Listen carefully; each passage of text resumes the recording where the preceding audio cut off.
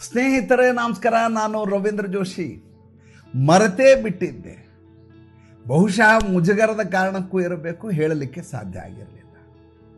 ನಾಳೆ ಸೋಮವಾರ ಮೈಸೂರಿನ ತೊಣಚಿಕೊಪ್ಪಲ್ನಲ್ಲಿರುವಂಥ ಕೃಷ್ಣಧಾಮದಲ್ಲಿ, ಶ್ರೀ ಕೃಷ್ಣಧಾಮದಲ್ಲಿ ಒಂದು ಕಾರ್ಯಕ್ರಮ. ಇದು ಭಾಳ ದೊಡ್ಡ ಸಾಧನೆ ಅನ್ನುವಂಥ ಕಾರಣಕ್ಕೋಸ್ಕರ ಅಲ್ಲ, ಇದೊಂದು ಸಣ್ಣ ಸಾರ್ಥಕ್ಯ ಮತ್ತು ದೈವಾನುಗ್ರಹ ಅಂತ ನಾನು ಭಾವಿಸ್ತೇನೆ. ಶ್ರೀ ಕೃಷ್ಣ ಮಿತ್ರ ಮಂಡಳಿ ಅಂತ ಇದೆ ಮೈಸೂರಲ್ಲಿ. ಕಳೆದ 50 ವರ್ಷಗಳಿಂದ ನಿರಂತರವಾಗಿ ಧಾರ್ಮಿಕ, ಸಾಂಸ್ಕೃತಿಕ, ಸಾಹಿತ್ಯಿಕ ಎಲ್ಲ ರೀತಿಯ ಕಾರ್ಯಕ್ರಮಗಳನ್ನು ಮಾಡ್ಕೊಂಡು ಬರ್ತಾ ಇದೆ. ಅದರ ಸುವರ್ಣ ಮಹೋತ್ಸವದಲ್ಲಿ ನಿಮ್ಮ ರವೀಂದ್ರ ಜೋಶಿ ಅವರಿಗೆ ಕೃಷ್ಣಾನುಗ್ರಹ ಎನ್ನುವಂಥ ಪ್ರಶಸ್ತಿಯನ್ನು ಕೊಟ್ಟು ಗೌರವಿಸಲಿದ್ದಾರೆ. ಇದು ನನಗೆ ಸಂಭ್ರಮದ ವಿಚಾರ, ಸುಳ್ಳು ಹೇಳಬೇಕಾಗಿಲ್ಲ. ಆದರೆ ಭಾಳ ದೊಡ್ಡದಾದಂಥ ಸಾಧನೆ ಅಂತ ನಾನು ಬೀಗಬೇಕಾದ ಅಗತ್ಯ ಇಲ್ಲ. ಈ ರೀತಿಯ ಪ್ರಶಸ್ತಿಗಳಿಗಾಗಿ ನಾವು ಕೆಲಸ ಮಾಡಿದವರು ಅಲ್ಲ, ಸಾರ್ಥಕ್ಯಕ್ಕಾಗಿ ಕೆಲಸ ಮಾಡಿದವರು, ಕೆಳಗಿನ ಕಮೆಂಟ್ ಓದಿ ಪುಳಕಿತರಾಗುವಂಥ ಜನ ನಾವು.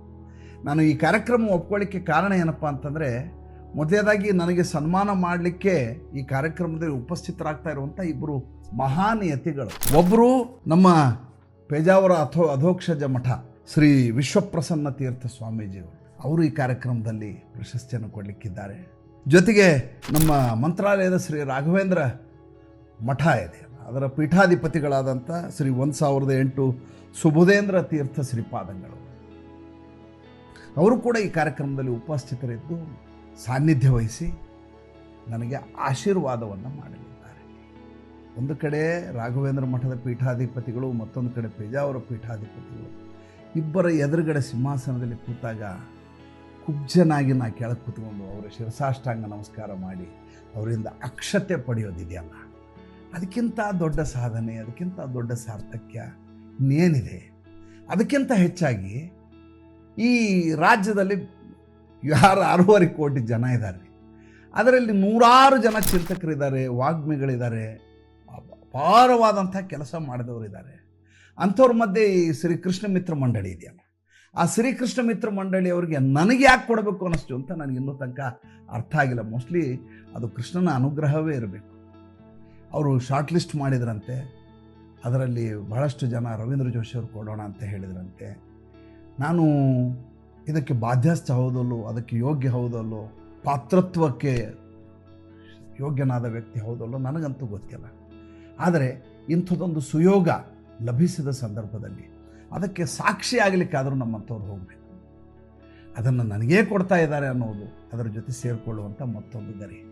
ನಾನು ಮೈಸೂರಿನಲ್ಲಿರ್ತೀನಿ, TK ಲೇಔಟ್ನಲ್ಲಿರುವಂಥ ಶ್ರೀ ಕೃಷ್ಣಧಾಮದಲ್ಲಿರ್ತೀನಿ. ಸೋಮವಾರ ಸಂಜೆ 5 ಗಂಟೆಗೆ. ಜೊತೆಗೆ ಮೈಸೂರಿನ ನಿಲ್ಲದ ಹಾಗೆ ಹೆಸರಾಂತ ವ್ಯಕ್ತಿಗಳಾದಂಥ ಬಹಳಷ್ಟು ಜನರು ಈ ಕಾರ್ಯಕ್ರಮದಲ್ಲಿ ಭಾಗವಹಿಸಲಿದ್ದಾರೆ. ನನ್ನ ಪರಮ ಪ್ರೀತಿಯ ಗೆಳೆಯನಾದಂಥ ಮೈಸೂರಿನ ಶಾಸಕರಾದಂಥ ಶ್ರೀವತ್ಸ ಅವರು ಇರ್ತಾರೆ, ರವಿಶಾಸ್ತ್ರಿ ಅವರು ಇರ್ತಾರೆ, ಘನ ಭಟ್ರು ಇರ್ತಾರೆ, ಯಾರ್ಯಾರ್ದು ಅಂತ ಹೆಸರು ಹೇಳಿ ಅವರೆಲ್ಲ ಈ ಕಾರ್ಯಕ್ರಮದಲ್ಲಿ ಇರ್ತಾರೆ. ಈ ಕಾರ್ಯಕ್ರಮದಲ್ಲಿ ತಾವು ಉಪಸ್ಥಿತರಿದ್ದು ಯತಿಗಳ ಜೊತೆ ನೀವು ನನಗೆ ಹಾರೈಸಿದರೆ, ಯತಿಗಳ ಆಶೀರ್ವಾದ ನಿಮ್ಮ ಹಾರೈಕೆ ಎರಡೂ ಬೆರೆತರೆ ಬದುಕು ಸ್ವರ್ಗಕ್ಕೆ ಕಿಚ್ಚು ಹಚ್ಚಂದ ಸರ್ವಜ್ಞ. ನಾಳೆ ಸಂಜೆ 5 ಗಂಟೆಗೆ, ಸೋಮವಾರ ದಿವಸ ನಾಳೆ ಸಂಜೆ 5 ಗಂಟೆಗೆ ನಾನು ಕೃಷ್ಣಧಾಮದಲ್ಲಿ ನಿಮಗಾಗಿ ಕಾಯ್ತಾ ಇರ್ತೇನೆ. ನಮಸ್ಕಾರ.